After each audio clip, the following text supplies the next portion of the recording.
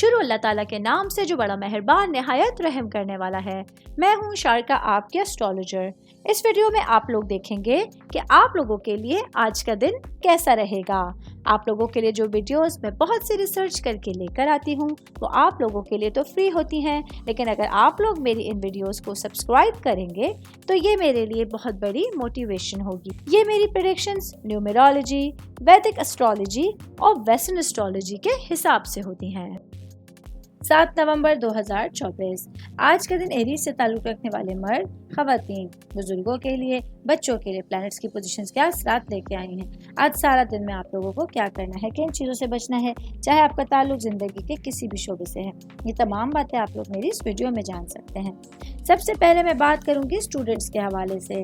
Student, चाहे आपका ताल्लुक किसी भी तरह के सब्जेक्ट से है, आज के दिन आप लोगों के अंदर एहसास बढ़तरी और सुस्ती दोनों ही चीज़ें जो है आप लोगों के लिए पढ़ाई में किसी तरह की परेशानी का सबब बन सकती हैं। आज आप लोगों को इन चीज़ों से दूर रहने का मशवरा दिया जाता है, वरना आप लोग अपने लिए जो मकासद की दौड़ में थे उसमें पीछे रह सकते हैं और पढ़ाई के हवाले से कुछ परेशानियों का सामना आप लोगों को करना पड़ सकता है। मैं बात करूंगी सिंगल भाई बहनों के हवाले से।